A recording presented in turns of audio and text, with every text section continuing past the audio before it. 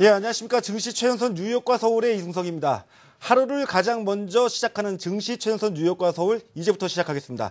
먼저 오늘 이슈 진단 주제 보도록 하겠습니다.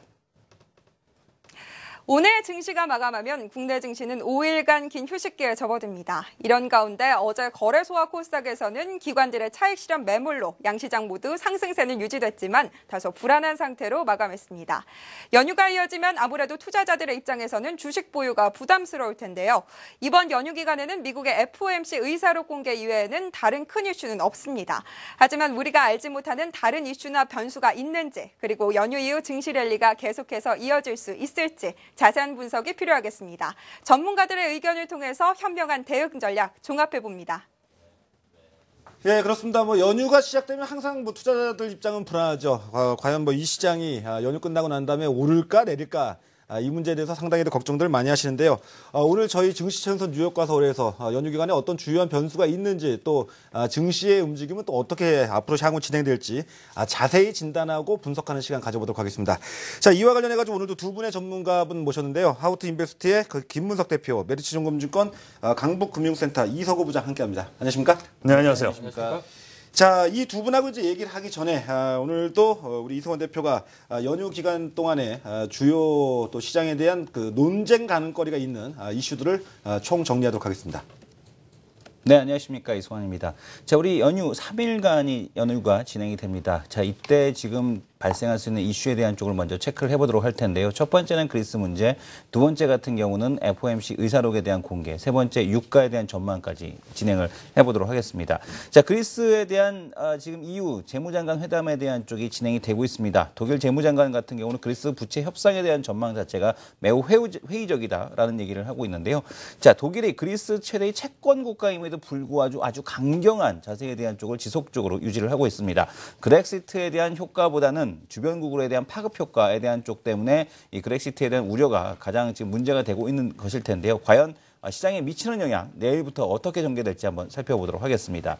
자, 1월 FOMC 의사록의 공개 18일에 있습니다. 뱅크 오브 재팬의 추가적인 부양 기대감이 약화되는 가운데서 달러 강세가 최근에 둔화가 됐고 유가가 반등하는 모습을 보여줬습니다.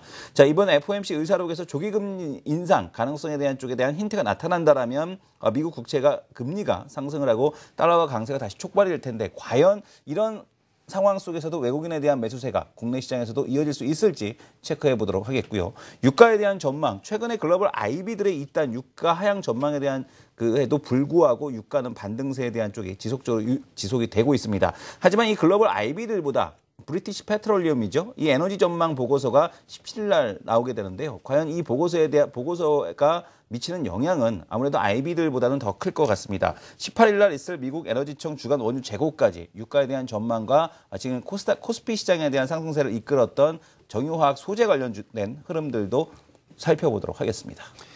예, 지금 화면에서 이제 우리 이승원 대표가 정리를 해드렸다시피 큰 이슈는 없습니다. 그러니까 어찌 본다면 오늘 밤에 현재 유럽에서 진행되고 있는 EU 재무장관 회담을 제외한다면은 내일 모레죠. 그러니까 우리 시간으로 본다면 이제 18일 날 밤에 미국의 FOMC 회의 의사록이 공개돼서 여기서 과연 연준 위원들의 그 생각이 어떤지가 단기적인 좀 영향을 줄 요인은 있겠습니다만 현재까지 일정상 나와 있는 어떤 대내외적인 큰 이벤트는 없습니다. 하지만 우리가 또 모르는 어떤 이벤트가 있는지 우리 두 분의 전문가한테 이제부터 하나씩 여쭤보도록 하겠습니다. 먼저 물론 당장에 이제 내일 쪽에 영향을 미칠 만한 요인이죠. 얘기하기도 이제 참 지긋지긋하긴 합니다만 그리스 문제 또 안 물어볼 수 없을 것 같습니다. 먼저 그리스 문제와 관련된 얘기부터 좀 해볼까요? 네. 두 분 김문석 대표 먼저 하시죠. 네. 궁합이 저희가 맞는 것 같습니다. 제가 먼저 말씀드리겠는데요. 일단 그리스 관련된 부분은 사실 명확하게 어떻게 될 건지는 내일, 그러니까 오늘 아침이네요. 오늘 아침 뚜껑을 열어봐야만이 명확한 답이 좀 나올 것 같은데요. 불과 조금 있으면 나올 답을 미리 예측한다는 것은 좀 괜한 일이 될 수도 있겠습니다만은 현재 최근에 어떤 움직임들, 그리스 주가가 급등한 부분이라든가 또는 그리스 국채 금리가 또 급락한 부분들, 이런 부분들 감안하면 이미 시장에서는 어느 정도 이번에는 구제 협상 자체가 어느 정도 좀 협상이 되지 않을까 지금 시장에서는 그렇게 보고 있는 분위기인 것 같고요. 이미 이제 지난주 12일 날 또 유로존 쪽에서 그리스 은행에 대한 그 최대 유동성 공급 금액을 한 600억 유로에서 650억 유로로 확대를 시키는 그런 어떤 움직임들 이런 것도 같이 감안해서 보면 좀 무난하게 좀 통과되지 않을까 일단 그렇게 보고 있습니다. 중요한 부분은 만에 하나 통과되지 않는다 하더라도 이것이 시장에 미친 영향력은 크지 않을 걸로 보고 있고요. 또 이제 뭐 통과되지 않는다고 해서 당장 그렉시트가 되는 건 아니기 때문에 이제 어느 정도 만에 하나 좀 안 좋은 쪽으로 방향이 나왔다고 해서 뭐 그래서 글로벌 증시 한번 흔들린다면 이 흔들림이 오래 갈 흔들림은 아니다라는 측면에서 오히려 기회로 접근하는 것이 필요하지 않나 이렇게 보입니다. 예. 네. 같은 맥락에서 좀 한 말씀을 드리면은요. 역시 시장 반응은 위험 자산으로 최근에 올라가고 있다라는 점, 이런 점에서 놓고 보면은요, 정치적인 문제이기는 하지만은 결국에는 합협상이 뭐 오늘이 아니더라도 뭐 결국에는 2월 말까지는 진통이 좀 있지 않을까라는 거거든요. 어느 정도는 좀 이렇게 오늘 당장 아니더라도 좀 이렇게 향후 문제에서 놓고 보면은 해결로 된다라는 것이 일단 시장의 전반적인 현상인 것 같습니다. 그러니까 상식적으로 생각한다면 이런 거 아닌가요? 지금 이제 최근 보게 되면 유럽 증시적 움직임이 굉장히 좋지 않습니까? 네네. 이게 실제 이해 당사자는 유럽이 직접적으로 제일 타격을 받는 나라라면은 유럽 증시가 이렇게 좋다는 얘기는 그쪽은 별로 이렇게 신경을 안 쓰는데 왜 우리가 신경을 쓰고 있어야 되는지 어떻게 보면 이게 좀 아이러니컬한 얘기인데요. 꽃보다 할배는 그리스를 갔는데 저희는 그리스도 못 갔는데 그리스를 신경을 쓰고 있습니다. 근데 궁금한 건 뭐냐면 사실 이 그리스 협상에 대한 쪽이 항상 유로존 문제가 한 번에 해결되는 적은 없었거든요. 이번 같은 경우도 궁금한 게 뭐냐면 오늘 BNP 파리바에서도 얘기가 나왔어요. 분명히 2주간의 기간이 더 남아있다라는 얘기를 했습니다. 그러니까 지금 구제금융 만기 때까지 2주간에 대한 금융이 더 남아있기 때문에 오늘 타결이 안 될 수도 있다라는 얘기가 있거든요. 네. 그렇다고 하더라도 그 흔들림에 대한 폭이 그러면은 우리 그 연휴 기간 동안 흔들림 혹시 나올 수 있는 그런 뉴스가 될 수 있지 않을까요? 내일 만약에 이런 뉴스가 나온다면 팔고 가야 되는 겁니까? 아니면은 우리 그냥 보유를 해야 되는 겁니까? 견뎌도 될까요? 일단은 오늘 당장의 문제가 좀 어느 정도 이슈화가 되고 안 좋은 쪽으로 가닥을 기울더라도요. 네. 완화할 수 있는 시간이 우리는 분명히 있다라는 것을 좀 생각을 하셔야 될 것 같습니다. 그리고 앞서 말씀하셨는데 유로존 문제가 왜 우리가 그렇게 신경 써야 되느냐? 결국에는 외국인 자금 동향이거든요. 그렇죠. 예. 위험 자산의 흐름이 어느 쪽으로 가느냐 그것이 외국인 자금이 우리나라로 들어오냐 요거에 초점을 맞춘다는 말이죠. 그러니까 결국에는 연휴 동안 외국의 움직임, 이 그리스 문제 뭐 여러 가지 있을 수 있겠지만은요. 결국에는 유가가 키포인트를 쥐고 있지 않나. 그래서 연휴 기간에는 유가의 흐름을 좀 봐야 되겠고요. 앞서 질문하신 것처럼 그러면은 이 기간 동안에 그 기간 전에 우리는 이미 이제 준비를 해놓고 쉬어야지 되는데 어떻게 하는 게 좋겠느냐. 요거에 대한 질문에 대한 답변을 말씀을 드리면 완화 기간이 충분히 있다라고 저는 생각합니다. 충격이 바로 있으면 그 뒷날 좀 우리가 좀 많이 아프죠. 그런데 완화 기간, 하락을 하더라도 그 완화 기간이 좀 있다라고 생각을 하고요. 그리고 앞서 잠시 말씀하셨는데 2월 말까지 시간이 있습니다. 분명히 진통 과정은 더 있을 거라고 생각을 하거든요. 하지만 이 연휴 기간이 오히려 해보다는 득이 될 가능성이 좀 크다. 이렇게 생각하는 것이 맞는 것 같습니다. 만약에 이제 그리스 문제가 해결이 된다면 제가 보기에는 유로화 가치가 급등을 하고 달러 가치는 약세를 보이고 이러면은 유가가 강세를 보이겠지만 네. 반대로 그리스 문제가 내일 노이즈가 발생되면 반대 현상이 나오겠죠. 유로화는 다시 약해지고 달러는 강해지고 유가는 다시 폭락을 하거나 하락을 어쨌든 하고. 자, 근데 그렇다면 아까 뭐 이승원 대표가 물어보는 그 핵심은 그건 것 같아요. 그러니까 만약에 오늘이죠. 오늘 이제 새벽이면 이 문제와 관련해서 어느 정도 결론이 나올 텐데 좋은 뉴스가 나올 때와 나쁜 뉴스가 나왔을 때의 대응 시나리오 좀 달라져야 되는 거 아니겠습니까? 네, 일단은 좋은 뉴스가 나올 때, 뭐 일단 저는 이제 연휴 이후 장세를 좀 긍정적으로 사실 보고 있습니다. 이제 좀 있으면 또 유가 얘기도 하고 또 금리 얘기도 하겠습니다만은 저는 세 가지 요소 다가 시장에 좀 긍정적 영향을 주지 않을까. 그래서 연휴 이후에 2,000선 정도를 뭐 재탈환하는 시도가 나오지 않을까 이렇게 기대를 해보는데요. 자, 일단 그리스 문제가 만약에 좀 안 좋게 나왔다고 가정을 할 때 저는 오히려 내일 비중을 늘리는 기회가 되지 않을까 그렇게 보고 있습니다. 자, 이렇게 보는 이유가 이 그리스 문제는 저희가 이렇게 생각을 하셔야 될 것 같아요. 저희 집에도 애가 연년생 둘이 초등학생 아이가 있는데요. 애들 세죠. 네, 주말에 또 뭐 좀 잘못 살길래 제가 지적을 했더니만 바로 이제 꼬랑지를 내리면서 아버지 다시는 그러지 않겠습니다. 그러더라고요. 그러면 그래, 너가 뉘우쳤구나 하고 내가 바로 이렇게 달래주면 되는데 제가 취한 포지션이 벌을 내렸습니다. 회초리를 한 2대 정도. 그래서 어찌 본다면 옆에서 보고 계신 분들 입장에서는 애가 잘못했다는데 왜 저럴까 좀.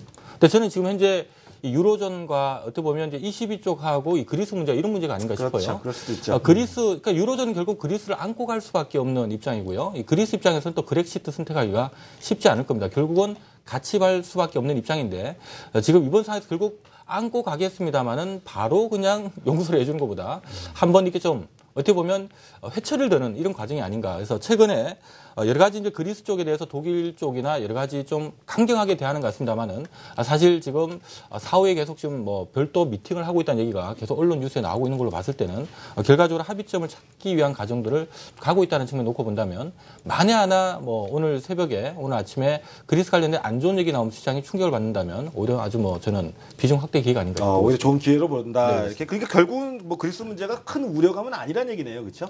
네, 그리고 매도 우리가 항상 처음에 주식시장 원래 불안한 거 싫어하거든요. 그러니까 불안한 거 싫어하는데 처음 불안할 때는 경계감이 생기는데 이것도 막 두 번, 세 번 두들겨 맞다 보면 맷집이 생기는 거죠. 네, 이제는 뭐 이제 그리스 얘기 나와도 뭐 그 예. 영향도 별로 크지는 않을 걸로 봅니다. 자, 알겠습니다. 그럼 그리스 문제 여기까지 하고요.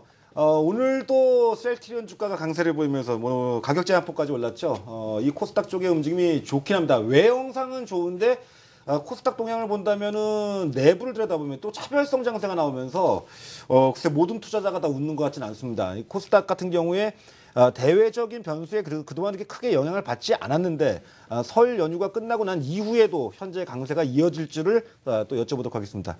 두 분이 어떻게 보십니까? 제가 그 부분에 대해서 먼저 말씀을 드리면요. 네. 앞서 우리가 얘기했었던 그 불확실성 여러 가지가 있을 수 있지 않습니까? 변수도 많이 있고요. 그것이 어느 정도 긍정적인 요인으로 설 연휴를 끝낸다라면 역시 거래소 쪽의 강세가 확실하게 나타나면서 코스닥은 잠시 쉴 가능성이 좀 있어 보입니다. 그 이유는요. 오늘 시장에서 좀 최근에 한 3일 동안의 흐름을 보면 ADR 지표라고 하죠. 상승 종목 대비 하락 종목 수. 이것이 상당히 좀 약화가 되고 있습니다. 그동안도 ADR 지표는 코스닥이 상승하는 기간에서도 크게 호전되지 않았었지 않습니까? 그렇죠? 그렇긴 하지만은 조금씩이나마 올라가고 있었거든요. 그렇기 때문에 상승 종목 수가 많으니까 좀 어느 정도 화랑이구나 이거를 좀 느낄 수 있었는데 네. 최근 최근 이틀 동안의 흐름, 특히 오늘 흐름을 놓고 보면요, ADR 지표가 상당히 많이 내려왔습니다. 그 대표적인 것이 셀트리온 시가총액 1위가 상한가를 가다 보니까. 그 이외 종목들이 좀 하락을 하는데도 좀 체감 지수가 좀 낮다라는 것이죠. 이런 점에서 놓고 보면은 좀 어느 정도 이 불확실성이 놓여 있는 설 명절을 앞두고 만약에 거기에 대한 대비가 기관에서 좀 나온 것 같습니다. 그렇기 때문에 좀 이러한 불확실성이 좀 긍정적으로 나오면서 설 연휴가 지난다라면은 거래소의 강세가 상대적으로 높아지면서 산업재 섹터라든가 경기 민감주 이쪽 분야가 좀 강세가 나타나면서 코스닥은 조금 강세에서 좀 약간 쉴 가능성 이쪽에 초점 맞추는 것이 맞지 않을까 생각합니다. 사실 이 셀트리온 같은 경우는 이제 지금 받는 제 생각은 뭐냐면 셀트리온 같은 경우는 그동안에 이제 증권에서 커버리지를 안 했습니다. 그렇죠, 뭐 커버리지 셀트리온과 않았죠. 분석했던 애널리스트 뭐 검사에 가서 조사받고 막 이러다 보니까 커버리지를 아예 제외해버리겠다라고 했는데 최근에 지금 나타나는 현상은 뭐냐면 셀트리온 회사 좋은 건 알겠는데 지금 보게 되면 그동안에 신뢰에 대한 리스크였거든요. 신뢰할 수 없다. 근데 이제 이거를 갖다가 지금 해소했다라는 것 때문에 지금 주가가 올라가고 있습니다. 실적도 잘 나온다라는 얘기를 하고 있고요. 그러면은 과거 이제 컴투스가 작년 3분기에 보여줬던 건 뭐냐면 실적을 내놓으면서 서프라이즈한 실적을 내놓으면서 게임주 전반에 대한 상승에 대한 쪽으로 이끌었거든요. 컴투스가 그랬었죠. 네네. 예. 근데 지금 이렇게 되면은 이 셀트리온도 물론 이제 셀트리온의 추가 상승은 여기서는 횡보를 한다고 하더라도 이 바이오주에 대한 상승 확단으로 이어지면서 어떤 게임에 대한 대타 그러면서 코스닥에 대한 강세를 뭐 지속적으로 이끌 수 있는 이런 그 모멘텀이 되지 않을까요? 오늘 또 하나는 네. 거래소 같은 경우에는 이 제약 업종이 전체 업종 대비해서 그러니까 예. 상승률 2위를 네. 기록했죠. 그러니까 바이오가 이제 제약까지 긍정적인 영향을 네네. 주는 분위기가 좀 나오죠. 네, 일단 뭐 기본적으로 저는 코스닥은 큰 틀에서는 거래소 대비 상대 강세가 네. 계속 나올 거라고 일단 보고 있고요. 이제 단기 순환매 측면에서는 제가 최근의 흐름을 보게 되면은 이제 춘제를 앞두고 이 흔히 말하는 중국 소비주들, 화장품주들이 좀 강세를 보이다가 자, 이들이 좀 주춤할 때 이제 셀트리온을 시작으로 해서 이 바이오주들이 좀 치고 올라오는 모습이었고요. 단순 순환매라고 보기에는 좀 공교롭게도 이 셀트리온 같은 경우는 개별 호재가 하나 또 기업별로 떠 있는 상태다 보니까 아주 셀트리온이 강력하게 시장을 이끌어가면서 다른 바이오주까지 영향을 주고 있는데요. 설마 이제 그래도 시가총액 2위 기업인 셀트리온이 뭐 맨날 상치면서 가지는 않을 것 같고 제가 봤을 때는 워낙 오랜 기간 동안 억눌려 있었기 때문에 뭐 일단 상한가 3방 정도 나올 수 있는 그림은 나온다고 봅니다. 하지만 그래도 시총 크기가 있기 때문에 계속적으로 가기는 좀 힘들다고 보고 있고요. 그리고 이제 이 바튼이 다음에는 어디로 갈 것인가라는 부분인데 저는 개인적으로 이제 연휴 끝나고 돌아오게 되면은 3월 달에 IT 관련된 일정들이 많기 때문에 뭐 코스닥의 IT 쪽으로 좀 이동이 한번 나오지 않을까 이렇게 보고 있고요. 그리고 이제 바이오와 이제 모바일 게임주는 저는 사실은 조금 틀리게 봅니다. 큰 그림에서 놓고 보면은 양쪽 다 좋은 건 맞습니다만은 어찌됐든 간에 최근 한 2, 3년 동안의 흐름만 이렇게 놓고 보면 모바일 게임주는 저도 깜짝 놀랄 정도로 실적을 굉장히 잘 냈어요. 그렇죠. 뭐 1년에 한 50억 벌던 회사가 갑자기 500억씩 벌고 좀 깜짝 놀랄 정도로 실적을 잘 내고 있는데요. 바이오 쪽 같은 경우는 지금 사실 셀트리온 같은 경우는 아직도 이제 실적에 대한 부분은 아직은 좀 신뢰도가 장부를 실제 과연 또 셀트리온을 제외하고 나머지 기업들 실적이 우리가 또 뭐 기대를 크게 네. 갖기가 어렵지 않습니까? 구조상으로. 네, 그렇죠? 그렇습니다. 그러다 보니까 이제 저는 개인적으로 모바일 게임주는 이제 게임비나 컴투스가 정말 실적이 깜짝 놀랄 정도로 받침이 돼주면서 게임주 전반을 끌고 올라가는 모습이 나왔는데 이 바이오 같은 경우는 사실 셀트리온은 실적이 괜찮은 편이지만 실적에 대한 신뢰도의 문제점이 좀 있고요. 나머지 바이오주들은 사실 실적이 좀 별로 안 좋기 때문에 제가 봤을 때는 모바일 게임주 같은 강세는 좀 조금 힘이 딸리지 않을까 뭐 그렇게 보고 있습니다. 거기에 대해서 잠시 부연 설명을 좀 드리면은요. 셀트리온 같은 경우에는 개별 호재가 있는 겁니다. 네네. 그러면서 상한가 뭐 저점 대비해서는 근따블이 좀 나오는 상황인데요. 여기에서 어느 정도 추가 상승 제한적이라는 생각이 좀 들고요. 그런 점에서 놓고 보면은 앞서 말씀드렸던 것처럼 코스닥이 설 명절 이후에는 약간 주춤하면서 좀 쉴 가능성을 말씀을 드리겠고, 다만 여기에서 좀 다음 순환매는 뭘 말씀을 드리고 싶냐 이쪽에서 말씀을 드리면 이 홈쇼핑 시가총액도 만만치 않거든요. 네네. 예, 그렇게 놓고 보면은 제가 지난주에 GS 홈쇼핑을 한번 이 시간에 말씀을 드렸었는데요. 홈쇼핑주라든가 그동안 못 갔었던 종목들이 어느 정도 키 맞추기 흐름 정도가 나오면서 코스닥은 좀 제자리를 찾지 않을까 이렇게 저는 생각을 합니다. 예, 그렇군요. 자, 그렇다면 어쨌든 뭐 대외적으로의 그 어떤 이슈가 있어도 코스닥 시장에 대한 그 강세는 연휴 이후에도 이렇게 쉽게 누그러지질 않겠다라고 이렇게 전망을 해주고 계시는데요. 자, 또 한 가지 또 더 여쭤봐야 되는데 이게 어떻게 본다면 3월 우리 증시에 상당히 큰 영향을 줄 요인이죠. 미국의 옐런의 마음이 과연 어느 쪽으로 향배가 이제 갈릴지 여부가 조만간 또 결정이 날 예정이고요. 그 전적격으로 이제 FOMC 회의 의사록이 18일 날 수요일 날 이제 아침 새벽에 이제 발표될 예정입니다. 과연 이 부분에 대해서 우리 증시에 어떤 위험 요인으로 또 내지는 아니면 뭐 반대로 또 긍정적인 요인이 있을지 좀 전망 좀 해주시죠.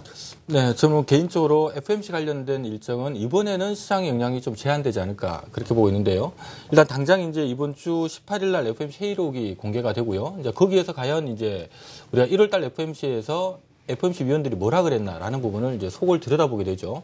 자, 그다음 또 중요한 일정이 그 다음 주 화요일 날 또 일정이 있습니다. 제니 옐런이 그 1년에 2번 하는 그 청문회 의회 청문회가 있죠. 의회 청문회가 있기 때문에 자, 거기서 또 이제 뭐 얘기하는 부분은 의사록에 있는 내용 뭐 그대로 얘기할 거니까 큰 차이는 없지만 이 기자회견하는 그 질의응답 과정 속에서 옐런의 마음을 좀 읽을 수가 있을 것 같은데요.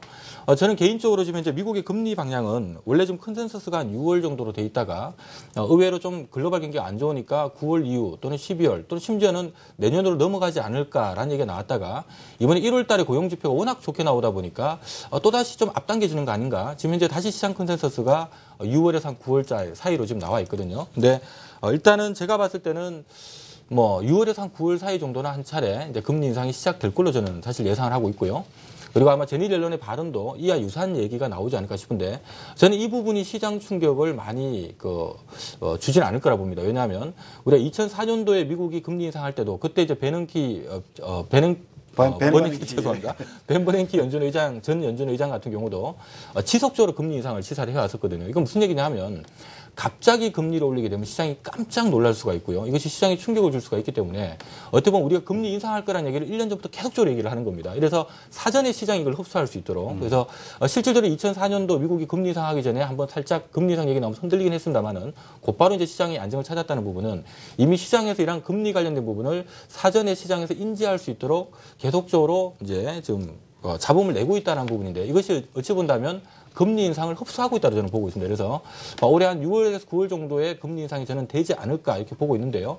아마 이 부분은 계속적으로 이제 제니 옐런의 발언 자체도 일단 지금 현재 뭐 돌아가는 상황이나 인플레 상황이나 모든 것들이 지금 뭐 금리 인상하기에 만족될 만한 여건을 갖추고 있기 때문에 계속적으로 발언 자체도 예정대로 가겠다라는 발언을 계속 하지 않을까 싶고요. 시장에 미치는 영향력은 뭐 크지는 않을 걸로 보고 있습니다. 근데 지난 3월 달에 미국 FOMC 회의가 끝나고 나서는 미국 쪽의 이 전문을 확인한 다음에 좀 매파적이라고 해석을 했고 증시가 그 당시에 좀 출렁임이 좀 있었지 않습니까? 네네. 그렇죠? 그렇다면 이게 공개되면 오히려 시장에도 우려감을 자아낼 수도 있지 않을까요? 일단 뭐 근데 가장 핵심적인 포인트에 대한 쪽으로 우리가 지표를 좀 볼 필요가 있을 것 같습니다. 바로 이제 임금 상승률인데요. 잠깐 이제 전년 대비해서 임금 상승률에 대한 흐름을 한번 보겠습니다. 2007년도, 8년도, 9년도 같은 경우는 임금 상승률이 3.5%, 3%대 수준에 대한 쪽에 머물러 있었다면 지금은 여전히 지금 2%대 수준에 지금 머물고 있는 걸 볼 수가 있습니다. 그러니까 이 부분을 좀 넘어가는 모습을 고용의 질적 문제죠. 네, 질적인 흐름이 이제 개선이 돼야지만 지금 물론 물론 올해 들어서 개선되는 모습을 보여주고 있는데 그렇다고 해서 아직 박스권을 돌파하는 그런 모습을 보여주지 못하고 있다는 얘기죠. 그러니까 이것을 어느 정도 이 정도 수준까지는 좀 끌어올려줘야지만 이 금리에 대한 그 상승에 대한 이야기가 좀 논의될 수 있지 않을까라는 생각을 좀 해봅니다. 예, 그러니까 이제 우리 시청자분들의 이해를 좀 돕고자 제가 좀 부연 설명드리자면 미국의 물가 상승률은 굉장히 낮은 수준입니다. 지금 물가 상승률 지수도 한번 볼까요? 예, 물가 상승률 마저 볼까요? 그러면 예. 자, 화면 보시면서 얘기하시죠. 예. 네, 지금 물가 상승률 같은 경우도 계속해서 마찬가지인데 방금 말씀 이승석 대표님께서 이건 월간 말씀 주신 단위죠, 대로 이게요, 그죠? 네, 이건 예. 월간 단위인데요.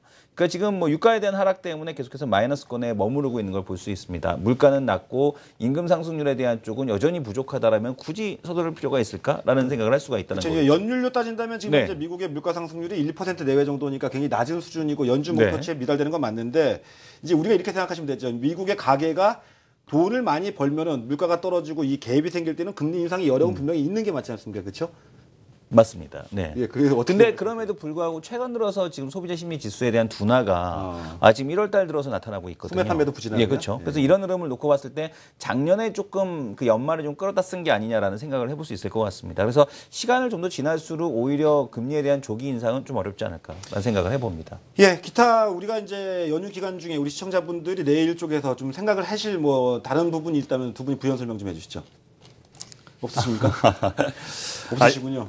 없으세요? 일단은요, 예. 연휴 기간 동안에 우리가 체크를 해봐야 될 부분이 모든 것이 겹치된 것이 유가라는 걸 다시 한번 좀 저는 강조하고 싶다라는 거, 그거로만 말씀을 드리고 싶습니다. 예, 그렇다면 끝으로 또 이승원 대표가 생각하시는 또 연휴 기간 중에 우리 시청자분들, 투자자분들 드릴 메시지는 네네. 일단 뭐 그리스에 대한 이슈만 잘 넘어가 준다라면 시장에서는 대외적인 불확실성은 없기 때문에 그대로 뭐 보유하는 전략에 대한 쪽도 유효하지 않을까 이렇게 생각을 해봅니다. 예, 그렇습니다. 그러니까 어쨌든 시장이라는 게 주식시장이 늘 그렇죠. 이 불확실성을 싫어하지만 또 이 불확실성을 피하게 되면 잘 넘어가게 되면 이에 따른 이제 안도랠리라는 걸 기대해 볼 수 있겠는데 최근에는 이런 분위기로 우리 패널분들이 똑같이 이런 얘기를 해주시는 것 같습니다. 그러니까 큰 문제는 넘어가고 있고 연휴 기간에는 지금 살펴봤듯이 어떤 중요한 이벤트는 없는 것으로 이렇게 보셔도 될 것 같습니다. 자, 여기까지 이슈 진단 시간 마치도록 하겠고요. 오늘 미국 증시는 휴장인 가운데 유럽 증시 쪽은 열리고 있죠. 또 어떤 이슈들이 있는지 글로벌 시장센터 통해서 살펴보도록 하겠습니다. 글로벌 시장센터 나와주십시오. 네, 글로벌 시황센터 박재현입니다. 고혜진입니다. 네, 오늘은 뉴욕 증시가 휴장한 김에 이슈 하나 좀 점검해 보겠습니다. 지난 목요일에 미국에서 1월 소매 판매가 나왔을 때 MOM으로 0.8%가 감소를 했고 YOY로는 3.3%가 증가를 했습니다. 그런데 2014년 1월에 대한파가 있었죠. 그래서 기저가 이만큼 낮은 상황에서 1년 후에 3.3% 증가했다고 해서 크게 좋아할 일이 아니라는 것이었습니다. 그래서 이 정도면 충격적인 수치라고 했는데요. 하지만 유가 하락에도 불구하고 소비 증가세는 더디다 정도로 말이 끝나고는 그냥 별말이 없었습니다. 근데 이런 소매 판매의 부진의 밑바닥에 미국 롱비치 항구 노동자 파업이 장기화된 점이 영향을 미치고 있다는 로이터 통신의 보도가 있어서 소개를 좀 드리겠습니다. 지난해 5월 서부해안 항만노조와 또 태평양 선주협회의 고용협상에 차질을 빚으면서 LA 롱비치 항구에서 파업이 시작됐고 지금 29개 항구까지 이제 번지게 돼서 서부해안 물류의 50%를 차질을 좀 빚고 있다고 합니다. 롱비치 항에서 화물 선적 대기항이 2개월, 2달 동안 나가지 못하고 밀려 있는 것들이 2달치가 있는 것이고요. 이에 따라서 미국 소매 서플라이 체인이 상당히 심각하게 영향을 받고 있다고 합니다. 이래서 얼마 전에 중국 무역 수지 나왔을 때 수출이 3.3%가 줄어들었다 해서 불황형 흑자라는 얘기도 있었죠. 여기도 큰 영향을 줬다라는 로이터 통신의 보도 소개를 좀 드렸습니다. 네, 말씀드린 것처럼 뉴욕은 오늘 휴장했습니다. 네, 유럽 증시 살펴보겠습니다. 오늘 유럽 증시는 바로 지난주였죠. 7년 이래 최고치를 기록한 이후 큰 변화 없이 거래 중인 모습인데요. 전체적으로 하락세를 보여주고 있습니다. 영국 증시부터 살펴보겠습니다. 영국 지수 0.17% 하락한 6,860.02포인트 지나가고 있고요. 프랑스 지수입니다. 0.12% 하락한 4,753.39포인트 지나가고 있습니다. 독일 지수 0.25% 하락한 1,934.26포인트 지나가고 있습니다. 네, 지금까지 글로벌 시장 상황 점검해봤는데요. 이제 해외 선물 시장 상황도 점검해봐야겠죠. 유한타증권 국제부 김강란 연구원 전화 연결되어 있습니다. 안녕하세요. 네, 안녕하세요. 네, 오늘 주목할 만한 글로벌 이벤트 어떤 것들이 있을까요? 네, 먼저 금일 실시되는 유로존 재무장관 회담에서 그리스 문제에 대한 해법을 찾을 수 있을지 시장의 관심이 쏠리고 있습니다. 현재까지 제시된 상황으로 볼 때 투자자들은 상당히 부정적인 결과를 예상하고 있습니다. 그리스는 긴축 정책을 일부 수용할 수는 있지만 전체를 다 받아들일 수 없다는 입장이며 독일은 그리스가 유로존 이탈을 원하고 있는 것은 아니지만 구제금융의 핵심 조건을 배제하고 재협상할 수 없다는 입장을 고수하고 있습니다. 그리스는 정치적인 이슈로 긴축 재정을 수용하기 힘든 상황이며 독일은 채무국인 그리스의 실현 가능한 상환 계획을 원하고 있는 입장이어서 이들 간의 입장 차이가 좁혀지기는 힘들 것으로 바라보는 회의적인 시각이 주를 이루고 있습니다. 한편 이번 재무장관 회담에서 어떤 결론이 나오든 유로화는 상당한 변동성을 보일 것으로 전망되고 있는데요. 만일 그리스가 상당 부분 양보해 합의에 이른다고 하더라도 다음번 채무국인 스페인에 대한 리스크가 부각되며 유로화는 하방 압력을 받을 것으로 전망됩니다. 한국 시간으로 17일 오전 정도에 결과를 들을 수 있을 것으로 예상되고 있으며 어떤 결과가 나올지 주목해 보셔야겠습니다. 그리고 금일 통화와 상품 시장은 미국의 대통령의 날 휴일로 인해 상당히 한산한 거래를 보이며 보합권에서 등락을 거듭하고 있는데요. 달러화 인덱스는 전일 대비 0.15% 하락한 94.06에 호가되고 있으며 서부 텍사스산 원유 WTI는 현재 전일 대비 배럴당 5센트 상승한 52.83달러에 호가되고 있습니다. 네, 오늘 말씀 감사합니다. 네, 감사합니다. 네, 지금까지 유한타증권 국제부 김강남 연구원이었습니다. 네, 연휴 잘 보내시고요. 글로벌 시황센터 여기까지 하겠습니다.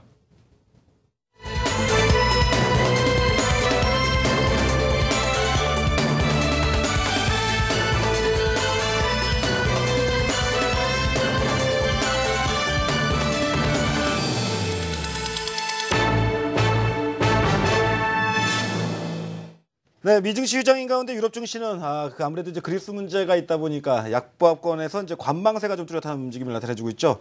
오늘 뭐 미국 증시가 휴장이지만 이제 채권 시장, 그러니까 채권 선물 시장 등 주요 선물 시장 동향은 현재 움직이고 있는데요. 유가는 전일 대비해서 뭐 약간 강보합권 정도에서 움직이면서 강세를 이어가고 있습니다. 자, 이제 이번 시간에는 이제 어제 장 끝나고 난 이후에 국내 기업들의 실적 발표를 살펴보는 시간입니다. 미리 보는 IR 센터 오픈 스튜디오에서 준비했습니다. 네, 미리 보는 IR 센터입니다. 오늘은 중소형주 위주의 실적 발표가 많았습니다. 주요 기업들의 실적 살펴보시죠. 삼성화재부터 보겠습니다. 보험 종목별 차별화된 손익관리로 순이익이 증가한 모습 나타내고 있습니다. 네, 매출액은요. 네, 17조 3,581억 원 기록하면서 전년 대비 1.8% 증가했습니다. 영업이익은 1조 6,828억 원 기록하며 전년 대비 12.4% 증가했습니다. 순이익은 7,966억 원 기록하며 전년 대비 12.4% 기록했습니다. 네, 삼성화재 어제가 32만 4,500원 기록을 했습니다. 네, 코스맥스 4분기 실적으로도 살펴보겠습니다. 1,092억 원 매출액 기록하며 19.7% 전년 대비 상승을 했고요. 영업이익은 42억 원으로 12.2% 감소세를 전기 대비 보였습니다. 순이익은 20억 원으로 41.5% 전기 대비 감소했습니다. 광동제약 연간 실적 살펴보겠습니다. 매출액 5,222억 원으로 11.5% 증가했습니다. 영업이익 504억 원으로 13.7% 증가했고요. 준이익은 350억 원으로 59.4% 증가했습니다. IS동서 연간 실적 살펴보겠습니다. IS동서는 건설 부분 분양 호조와 제조 부분 매출 증대로 좋은 실적 보여주고 있는데요. 먼저 매출액은 8,019억 원 기록하며 전년 대비 17.1% 증가했습니다. 영업이익 802억 원 기록하며 43.8% 전년 대비 상승했고요. 순이익은 504억 원으로 123.6%나 증가했습니다. 연간 실적으로도 살펴보겠습니다. 오스템 플란트 영업이익 287억 원으로 전년 대비 52.6% 상승했고요. 웹젠의 영업이익은 뮤 온라인 효과로 142억 원 기록하며 412.8% 전년 대비 상승했습니다. 코스맥스 BTI 역시 142.6% 전년 대비 상승하며 좋은 기록 보여주고 있습니다. 4분기 실적으로도 살펴보겠습니다. 코스코 캠텍 209억 원으로 6.7% 전년 대비 상승했습니다. 네, 이상으로 미리 보는 IR 센터에서 전해드렸습니다. 네, 오늘 또 이제 주요 기업들 실적이 나왔는데요. 우선 또 이승원 대표가 실적에 대한 전반적 총평 좀 해주시죠. 일단 뭐 시장에서 개별 기업에 대한 이슈다 보니까 이제 그 실적의 흐름에 내일 이제 주가가 크게 요동을 실 것으로 좀 보여지고 있습니다. 오늘 광동제약이 엄청 강한 흐름을 좀 보여줬었는데 여전히 지금 광동제약 글쎄요 뭐 제약이라는 이런 타이틀을 좀 바꿔야 되지 않을까라는 생각이 듭니다. 위주의 생산회사. 네네. 그래서 지금 근데 광동제약 실적이 워낙 좋다 보니까 어제 이제 상승세가 좀 그 이유가 있었구나라는 게 보여지고 있고 시간에서도 좀 상승세가 이어지고 있습니다. 그리고 또 이제 광동제약과는 달리 이 웹젠 기대감이 아주 많이 지금 내포가 되고 있었는데 실적이 물론 좋아지긴 했습니다만은 웹젠 같은 경우는 지금 시장에서 기대치에 좀 못 미치는 그런 실적을 좀 내보냈다라고 보셔도 될 것 같고요. 그러니까 시장에서 그 요구했던 것은 이제 뮤 온라인에 대한 로열티가 이제 5% 이상, 5%에서 한 10% 사이 정도의 로열티를 기대했었는데 아마 그 이하로 나왔던 것 같습니다. 일단 시간에서는 가격 제한폭까지 지금 하락을 했습니다. 그러니까 실적에 따른 네. 실망감이 오히려 이제 시간의 거래에서 주가를 급락을 시켰군요. 네네. 알겠습니다. 그렇다면 이제 또 상세한 내용을 우리 두 분의 전문가분들한테 여쭤보겠습니다. 자, 이성호 부장부터 할까요? 예. 예, 먼저 삼성화재에 대해서 좀 말씀을 드리겠는데요. 삼성화재 화재 이 보험주의 특징적인 것이 최근에는 기관의 매수가 상당히 많고 외국인의 매도세가 좀 있었기 때문에 서로 주거니 받거니 했었는데 실제로 뚜껑을 열어보니까 실적이 그래도 나름 양호했었던 것 같습니다. 삼성화재 같은 경우 12월 달에는 뭐 영업 손실이 좀 있었지만은 작년 전반적인 흐름에서 놓고 보면은 긍정적인 요인이 좀 나타났고 오늘도 주가가 어느 정도 반영을 했었다는 점에서 놓고 보면은 지금 현재 주가 입장에서는 오히려 긍정적인 접근이 좀 필요한 상황이 아닌가. 원래 이제 보험주는 금리 인하 시기에는 좀 불리한 상황인데 그런데 막바지 괜찮나요? 네, 그렇죠. 예. 그런 점 12월 달에 거의 어느 정도 반영이 됐다라고 놓고 보면 되겠고요. 작년 연간 실적으로 놓고 보면 좀 긍정적인 요인이 좀 나왔다 이렇게 보시는 것이 맞겠습니다. 그리고 두 번째로 광동제 앞서 농담도 좀 하셨는데요. 좀 장 마감 이후에 뭐 리베이트 적발 제약사 뭐 그거에 대한 뉴스가 어느 정도 있었습니다만 네. 예, 요거 가만히 살펴보니까요. 그렇게 큰 영향을 줄 것 같지는 않습니다. 광동제약 역시 실적이 기업이 변화가 되면서 긍정적인 요인이 됐다. 그리고 음료 판매도 좀 같이 더불어서 생각을 한다면요. 역시 기업이 변화가 되는 것이 긍정적인 요인이 이렇게 실적에도 나타난 것이기 때문에 향후에도 광동제약은 좀 긍정적으로 좀 보셔도 되지 않을까 이렇게 생각을 합니다. 다만 앞서 말씀드렸었던 것처럼 이 리베이트 문제로 내일 뭐 약간 주춤거릴 수도 있겠지만은요. 뭐 만약에 가지고 계시다거나 관심이 있으시다면 좀 긍정적으로 보시라 이렇게 좀 조언을 드리겠습니다. 그러니까 오히려 밀리면 저감해서 찬스로 생각하자 이렇게 네. 보시면 되겠죠. 네네. 자, 그다음에 이제 오늘 리베이트 제약사 잠깐 언급하고 가게 되면 예, 뭐 예. 진양제약이 33개 품목, 그리고 한미약품이 24개, 광동제약이 16개, 그리고 이제 뭐 삼일제약, 영풍제약, 대원제약, 대한유팜 등에서 8개 제약사가 일단은 뭐 리베이트를 받았다라고 지금 나와 있습니다. 예. 그 얘기 하시려고요. 네네. 예, 알겠습니다. 예. 나는 큰 어떤 중요한 얘기 하시는 줄 알았는데. 예, 기사를 얘기해 주셨네요. 자, 오늘 화장품 업체들의 실적이 좀 엇갈리면서 좀 약간 부진했던 것 같아요. 오늘 코스맥스도 좀 약간 기대보다 좀 못 미쳤고, 에이블 CNC가 또 실적이 좀 안 좋아한 것 같은데, 화장품 회사와 더불어서 또 다른 기업 실적 좀 평해 주시죠. 네, 일단 뭐 코스맥스 같은 경우는 실적은 좀 안 좋게 발표를 낸 것 같습니다. 최근에 이미 이제 주가 좀 빠지는 부분이 실적 발표 앞두고 별로 안 좋지 않을까라고 좀 걱정을 했었는데요. 자, 막상 이제 오늘 빠져서 마감을 했고요. 장 끝나고 실적도 안 좋게 났습니다. 내일 아마 좀 빠지지 않을까라는 생각이 드는데요. 자, 일단 기본적으로 이제 코스맥스는 그럼 이렇게 하락을 기회로 봐야 될까라는 관점에서는 글쎄 일단은 뭐 단기 관점에서는 요즘 워낙 뭐 화장품 쪽이 좋다 보니까 좀 좋게 봐도 되겠습니다만은 뭐 길게 놓고 봤을 때는 뭐 아직은 좀 위험 요소도 있지 않나. 지금 이제 코스맥스 같은 경우는 지금 이제 시가총액이 한 1조 원 정도에서 지금 거래가 되고 있는데요. 이 회사 지금 자본 총계가 한 700억 정도 되는 회사니까 우리 흔히 말해서 PBR 기준으로 한 13배 정도 좀 수준이고요. 지금 올해 보니까 2014년도 지금 연간 순이익이 이제 4분기까지 낸 거 보니까 120억을 조금 넘겼습니다. 그러면 지금 시가총액이 1조면 거의 뭐 PR 개념으로도 한 75배 정도. 네. 그러니까 뭐 PBR 13배, PR 75배 정도면 높으네요. 자, 일단 실적이라도 좋게 나와서 이게 좀 만족스러울 건데 실적까지 좀 안 좋았기 때문에 일단 주가에는 당분간 좀 발목이 되지 않을까 이렇게 보고 있고요. 자, IS동서 같은 경우는 사실은 오늘 실적 굉장히 좋게 냈습니다. 근데 조금 이제 아쉬운 부분이 있다면 IS동서 같은 경우는 이제 대표적인 가치주죠. 제가 이제 워렌 버핏이 한국에 있다면 뭐를 살 것이냐 이런 기업을 산다. 그러니까 꾸준하게 이제 이익을 안정적으로 내면서 주주 환원 정책을 잘하는 기업들 쪽 예, 흔히 말하는 성장 가치주를 좋아하시는 분들이 이제 좋아하는 종목인데요. 자, 문제 자체는 오늘 실적은 아주 좋게 나왔습니다. 원래 연간 순이익이 한 1, 200억밖에 못 내던 회사인데 지금 영업이익 기준 800억이고요. 순이익이 500억 정도를 냈기 때문에 이 정도면 깜짝 놀랄 만하다라고 볼 수 있고요. 다만 이제 문제는 올 연초에 주가가 15,000원이었는데 지금 주가가 그러니까 작년 연초에 주가가 15,000원이었는데 불과 1년 만에 지금 주가가 62,000원이니까 많이 올랐네요. 굉장히 많이 올랐습니다. 그래서 아까 52주 주가 동향 보니까 계속 올랐네요. 보니까요. 네, 차트를 보니까 어디까지 놓고 봐야 될지 헷갈릴 정도로 불과 이제 2년 전으로 놓고 보면 2년 전에 10,000원이었거든요. 예, 지금 화면에 나가는데 지금 보시다시피 계속 올랐네요. 네. 쉬지도 않았네요. 네, 1년 동안에 거의 뭐 주가가 뭐 엄청 올라버린 상태라서 오늘 좋은 실적을 발표를 하긴 했습니다만은 일단은 이 실적을 이미 순반영한 게 아닌가. 그리고 참조적으로 지금 IS동서 같은 경우는 지금 시가총액이 한 1조 6천억 정도 되거든요. 그래서 요 회사 지금 자본 총계가 한 4천억 정도가 되기 때문에 중요한 부분은 오늘 실적을 잘 내긴 잘 낸 거 맞아요. 근데 4천억 가지고 500억 벌면 사실은 ROE 기준으로 12% 정도밖에 안 되거든요. 그러면 사실 적정 시가총액은 한 8천억 정도가 적당한데 지금 1조 6천억이라는 얘기는 이것도 조금 이제 오버슈팅 된 건 아닌가. 다만 이제 워낙 수급이 좋아서 바로 꺾이진 않을 것 같은데 이제 저 상승은 좀 제동 걸리지 않을까 이렇게 보고 있습니다.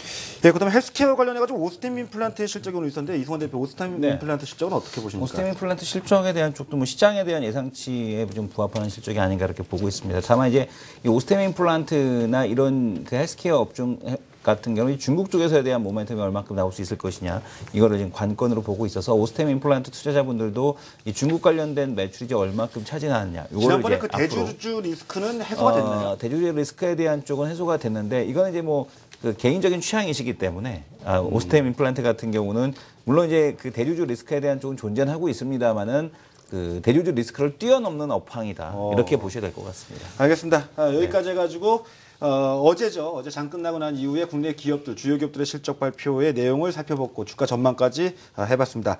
이 미리 보는 IR 센터는 당분간은 좀 지속이 돼야 될 것 같습니다. 아직도 국내 주요 기업 중에서 실적 발표를 하지 않은 기업이 있다 보니까 연휴 끝나고 난 이후에도 계속 이어가도록 하겠습니다. 자, 이제는 이제 연휴를 앞둔 이제 뭐 마지막 거래일인 오늘 증시에 대한 대응 전략을 우리 두 분께 또 여쭤봐야 될 것 같은데 뭐 아시다시피 이제 오늘 금융통화위원회에 이제 금리 결정이 예정되어 있습니다.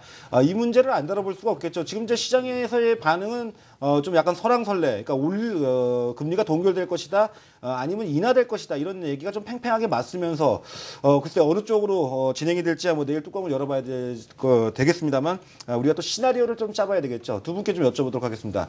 일단 두 분이 생각하시는 금융통화위원회 금리 결정에 대한 전망부터 우선 좀 그거만 좀 들어볼까요? 전 동결일 것 같습니다. 동결로 보시고요. 예. 네, 저도 뭐 일단 동결적으로 보고 있습니다. 이승원 대표는 어떻게 보십니까? 동결로 보고 있는데 네.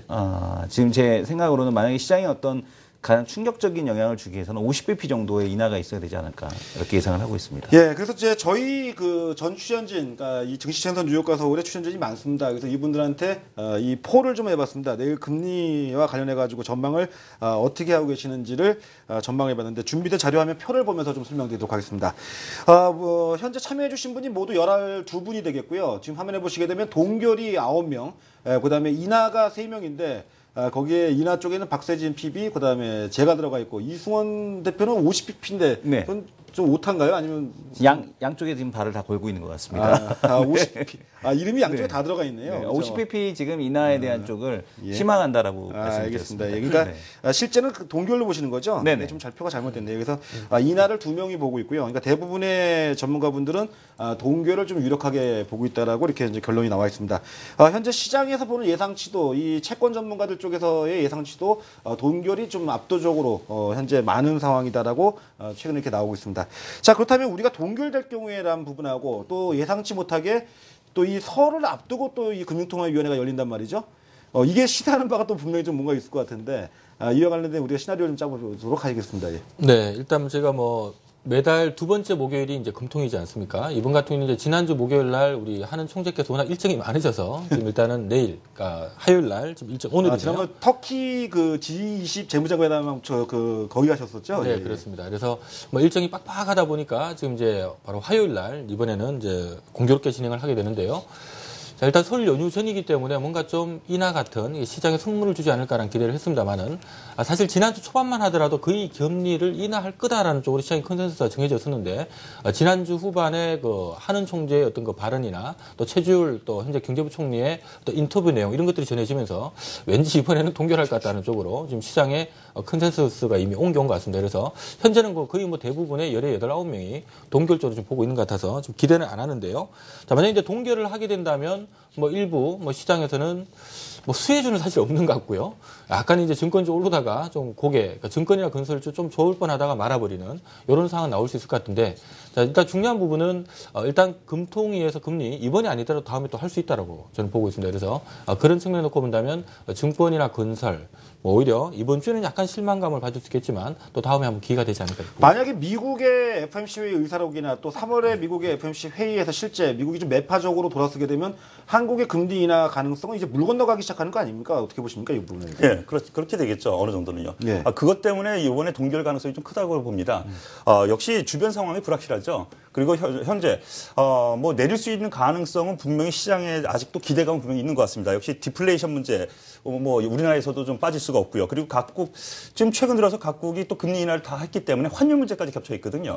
그런 점에서 놓고 보면은 요번 바로 내일은 어느 정도 눈치 보기를 이어가면서 한번 그 다음 단계로 좀 넘어가면서 좀 이렇게 되지 않을까라고 생각합니다. 그리고 최 부총리께서 최근에 발언 내용을 보면은요, 역시 뭐 시장에 충격을 안 주기 위해서 미리 동결을 할 것이다라는 것을 어느 정도 대부분 좀 내포하는 내용을 좀 발표를 했기 때문에 시장의 반응도 뭐 그렇게 뜨뜻미지근한 그 정도일 것 같다라는 판단입니다.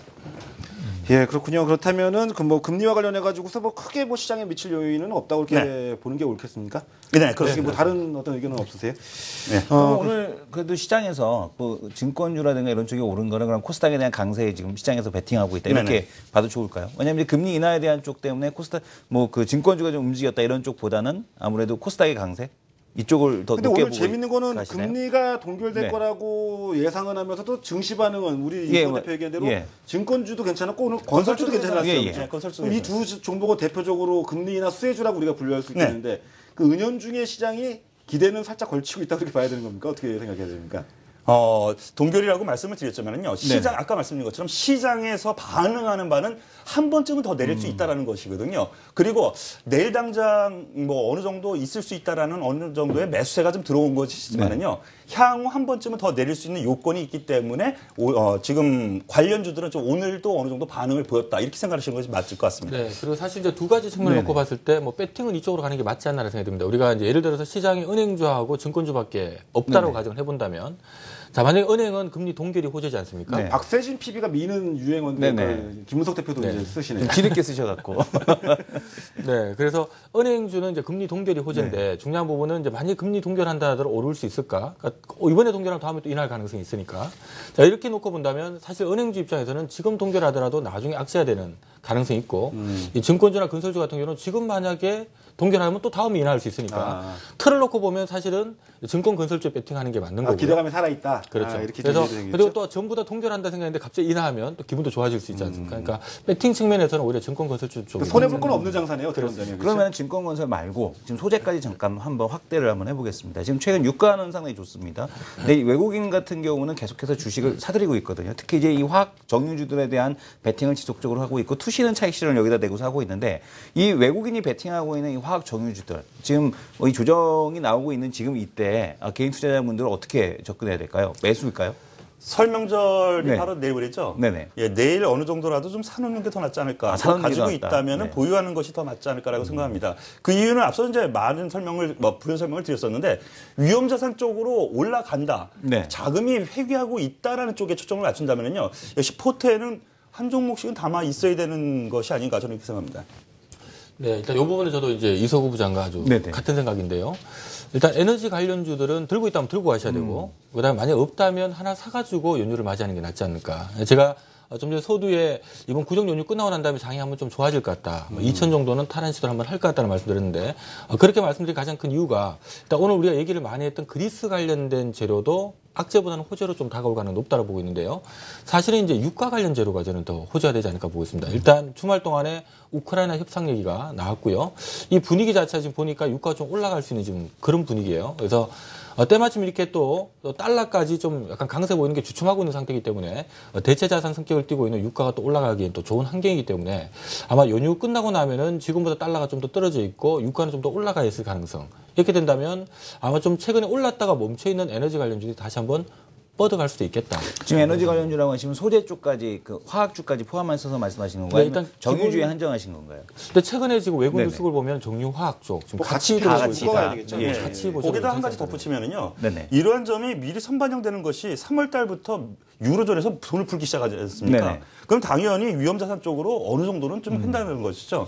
그런 것에 대한 반영이라고 생각하시는 것이 맞을 것 같습니다. 예, 알겠습니다. 그렇다면 이제 뭐 전략적인 부분을 갖다 이제 구성을 좀 해봤는데 여기서 한 가지 좀 더 여쭤보도록 하겠습니다. 이제 코스닥 쪽도 안 여쭤볼 수가 없는데요. 코스닥이 지금 현재 분위기가 굉장히 좀 심한 극한 차별화된 장세. 그러니까 이럴 때에 올라가는 걸 쫓아가자니 바이오주 무섭고요. 네. 조정받은 게임즈 들어가는 것도 더 빠질까봐 또 솔직히 겁이 나고 어떻게 투자 전략을 내일 쪽에서 구성하고 쉬는 게 나을까요? 네, 사실 코스닥이다 그러면 이제 막연하게 위험하다고 생각을 하는 경우가 많은데 최근에 코스닥 기업들은 정말 실적이 좀 받침이 돼주거든요. 그렇죠, 예. 일단 시장에서는 이제 모바일 게임주나 화장품주들이 먼저 시장을 일단 이끌었던 부분이 있고요. 최근에 이제 바이오 쪽으로 좀 순환매를 타고 있는 모습인데, 자 지금 사실 접근하기에는 이제 모바일 게임주 좀 많이 오른 것 같고 말씀하셨던 것처럼 최근에 화장품주들은 오히려 지난주 대비 고점 대비 한 막 30%씩 빠진 종목들도 많거든요. 심지어 반토막 난 기업도 있습니다. 그래서 자 일단 다소 이제 밸류 부담이 좀 있다 보니까 어느 쪽을 보는 게 좋을까가 이게 관심인데 저는 제가 봤을 때는 3월 달에는 아무래도 이 모바일 월드 콩쿠르에서 열리면서 또 IT 관련된 일정들이 잡혀 있기 때문에 그러네요. 뭐 월드 모바일 콩쿠르스 있고 그다음에 갤럭시 S6 나오고요. 그렇죠? 네, 그렇습니다. 그리고 또 애플에도 애플워치가 또 4월 달에 일정이 있기 그렇죠. 때문에 예. 제가 봤을 때는 2월 마지막 주 3월 달 넘어가는 과정 속에서는 이 코스닥에 보면 의외로 모바일 게임주나 바이오나 중국 화장품주 말고도 지금 가만히 보면 코스닥 쪽에는 IT 기업들이 꽤 많습니다. 그래서 반도체나 디스플레이 관련된 부품 소재 업체들이 저는 아마 2월 말과 3월 달을 좀 주도하지 않을까. 우리 김문석 대표가 아주 중요한 얘기를 해주셨네요. 우리가 잠깐 좀 깜빡 놓치고 있었던 갤럭시 S6 출시, 모바일 월드 콩그레스 등 주요한 IT 일정이 2월 말 3월 초에 있다는 점을 좀 우리 투자자분들도 잘 좀 생각하실 필요가 있겠습니다. 자, 그렇다면 이제 연휴 기간 동안에 총괄적인 우리 그러니까 투자 전략은 두 분이 얘기해 주신 거는 결국은 오히려 기회 구간, 그러니까 내일 쪽에서 만약에 지수가 뭐 약간 약세를 보인다고 하더라도 연휴 이후에까지 부정적으로 볼 이유가 없다는데 두 분이 거의 뭐 비슷한 얘기를 해주셨고요. 그러니까 주식 자산에 대한 보유 얘기를 또 아니면 또 오히려 매수 얘기를 이렇게 해주셨습니다. 자, 여기까지 해서 전략 살펴봤습니다. 자, 현재 뭐 미국 증시가 열리진 않고 있습니다만 변동성은 작죠. 근데 오늘 야간 선물 시장 동향 어떻게 진행되는지 잠깐 체크하고 넘어가도록 하겠습니다. 정규장 대비해서 250.50포인트 약간 밀려 있죠. 0.05포인트. 뭐 한 호가 정도 한 틱 정도 내려가 있네요. 수급 동향도 조용합니다. 개인 투자들이 한 50개양 내외 정도 매도 우위 보이고 있고 외국인들하고 기관들하고 뭐 약간 매수 정도의 움직임을 나타내주면서 역시 이쪽도 그리스 문제가 해결될 때까지는 좀 조용하게 진행되고 있습니다. 자, 이제 마지막 시간이죠. 또 두 분의 관심 종목 살펴보도록 하겠습니다. 지난주 관심 종목으로 제시했던 종목들을 좀 리뷰를 먼저 좀 해주시고요. 그다음에 이번 주 관심 종목을 좀 말씀해 주십시오. 네, 일단 저는 지난주에는 삼성전기를 제시를 해드렸는데요. 자, 일단은 뭐 삼성전기 같은 경우는 최근에 이제 기관들 수급이 약간 좀 꼬여 있는 것 같아요. 그래서 약간 좀 쉬어가는 모습들이 나오고 있는데 제가 봤을 때 뭐 우려할 만한 부분은 아닌 것 같고요. 앞서 말씀드렸던 것처럼 3월 달에 주요 이벤트가 일단 IT 쪽에 좀 예정이 돼 있다는 것을 감안한다면 삼성전기 오히려 좀 조정을 좀 길어보면 좋지 않을까. 2주 전에 말씀하셨던 두산인프라코는 지난번 세무조사 얘기 나온 다음에 조정받고 굉장히 빠르게 올라오고 있거든요. 이 두산인프라코도 같이 좀 이렇게 리뷰 좀 해주시죠. 네, 일단 뭐 두산인프라코는 뭐 최근에 이제 사실 소개드린 이후로 주가가 뭐 단순히 20% 이상 지금 수직 급등을 해 있는 상태라서 지금 봤을 때 근데 아직도 아직 수급은 살아 있습니다. 최근에 기관들이 좀 연속적으로 좀 뭐 한 3주 내내 지금 사들이고 있고요. 평균 매입 단가 감안하거나. 근데 저희가 봤을 때 이제 두산인프라코 같은 경우는 그 전에 말씀드렸던 SK이노베이션이나 이제 현대건설을 저희가 유가에 관련해서 제가 배팅을 한번 제시를 소개를 해드렸는데요. 두산 인프라코는 이제 어떻게 보면 재무적 개선 관련주들도 한번 낙폭과대 반등이 좀 나올 것 같다라는 컨셉이었고요. 이 흐름이 이제 3월 달에는 삼성전기 쪽으로도 좀 이어갈 수 있을 거다 이렇게 보고 있는데 그런 측면에서 제가 봤을 때는 아직 지금 계속 소개드린 기업들 여전히 좀 2월달, 3월달 넘어가는 과정에서도 속에서 유효하지 않나 이렇게 보고 있습니다. 자, 그렇다면 오늘 김문석 대표 관심 종목까지 아예 볼까요? 네, 일단 최근에 대형주 위주로 좀 소개를 드렸었는데요. 오늘은 이제 중형주급에서 종목을 하나 준비를 해봤습니다. 테라세미콘이라는 회사인데요. 이 회사는 조금 이제 주목해야 될 부분이 이제 수주권이 이제 봄이 되면은 좀 들어오지 않을까 이런 기대를 가져봅니다. 지난주에 중요한 아주 발표가 하나 있었는데요. 지난주에 이제 주요 기업들 모임이 있었는데요. 거기서 이제 한국의 주요 기업들 올해 한 34조 정도 투자할 거다라는 얘기가 있었고요. 그 안에서 이제 삼성 디스플레이와 LG 디스플레이가 올해 LG 디스플레이가 한 1조 원대 정도, 삼성 디스플레이가 향후 3년간 한 4조 정도를 투자하겠다라고 이제 발표가 있었는데요. 자, 요 발표 부분을 가만히 보면 일단 A3 공장 쪽에 한 4조 원 정도를 3년에 나눠서 투자하겠다는 부분이고요. 이쪽에 들어가는 설비가 흔히 말하는 스마트폰에 들어가는 그 OLED 패널 쪽이기 때문에 그렇죠. 요 관련해서 지금 수주를 받는 쪽이 테라세미콘입니다. 참조적으로 테라세미콘은 지금 삼성 디스플레이에서 전환사채를 한 12% 정도 보유하고 있기 때문에 실질적으로 대주주라고 보셔도 되는데요.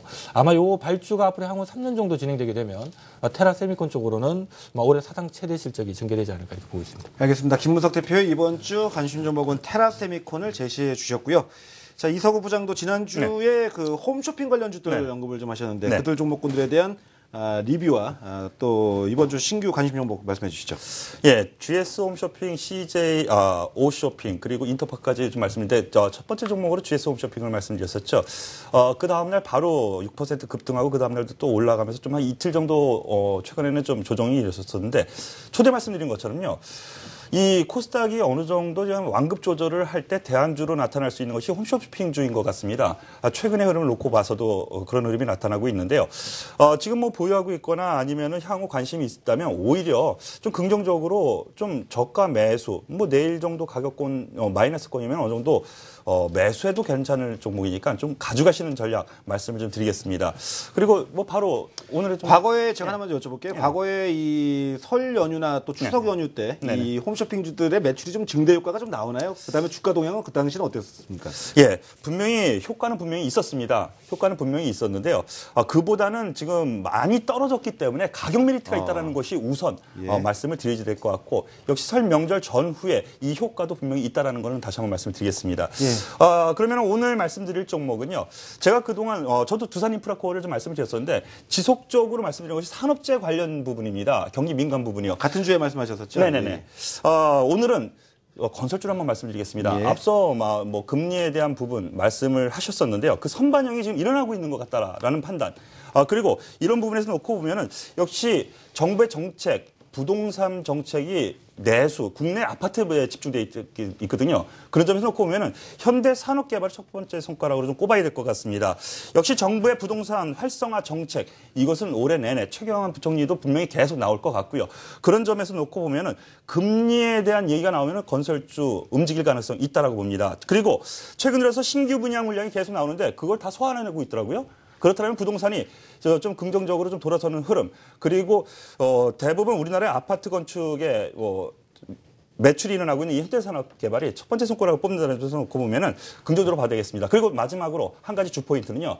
최근 20일 이상 연기금이 매일 매수를 합니다. 왜 매수를 할까? 횡보 구간에서 계속 매수를 한다.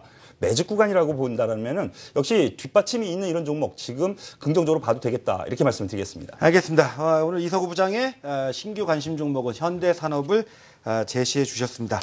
자, 저희 준비한 내용은 여기까지 해서 다 이제 마쳤는데요. 우리 이승원 대표, 우리 그 시청자 여러분들한테 설 인사하고 끝내시죠. 네, 시청자 여러분들 올해 한 해는 지금 모두 다 크게 돈 버시는 한 해가 됐으면 좋겠습니다. 해외에서는 올해가 버블을 만드는 한 해가 될 거다라는 얘기를 하고 있습니다. 주식시장 떠나시지 마시고요. 조금만 힘들어도 견디고 지금 기회가 견디고 살아있으면 기회가 반드시 오더라라는 주식시장에 대한 명언을 꼭 기억하시기 바랍니다. 새해 복 많이 받으십시오. 예, 두 분도 그냥 새해 복 많이 받으십시오. 인사는 한마디 드려야 되는 거 아닙니까? 네. 네, 워낙 이제 시장이 지금 계속 힘들다 보니까 지금 아마 이번 구정 연휴도 우리 투자자분들 뭐 기분 좋게 맞이하지는 못할 것 같은데요. 연휴 끝나고 좀 나은 장세가 나오지 않을까 싶습니다. 새해 복 많이 받으시기 바랍니다. 예, 구정의 선물이 구정 뒤에 나타날 가능성. 설이죠, 설. 예, 아, 그렇죠. 예, 설 뒤에 나타날 가능성. 즉, 설이 오히려 주식 시장에는 선물이 될 거다라는 판단을 좀 하고 있으니까 힘을 내시고요. 새해 복 많이 받으십시오. 예, 오늘 두 분 늦은 시간까지 고맙습니다. 네, 감사합니다. 네, 저희 프로그램의 모든 정보는 다 투자 판단의 조언입니다. 여러분들이 투자하실 때는 항상 본인의 판단으로 신중하게 하시기를 당부드립니다. 증시체선 뉴욕과 서울 오늘 밤에 이제 끝나고요. 내일 밤에는 저희가 방송에서 찾아뵙지 않습니다. 그러니까 설 연휴 기간에 저희도 좀 쉬고요. 일요일 밤, 일요 증시체선 뉴욕과 서울 밤 10시에 다시 찾아뵙도록 하겠습니다. 귀향하시는 분들 운전 조심하셔서 잘 다녀오시고요. 새해 모두 간해의 건강과 행복이 가득하시길 충심으로 기원해 마지 않습니다. 저희는 일요일 밤 10시에 다시 찾아뵙겠습니다. 고맙습니다.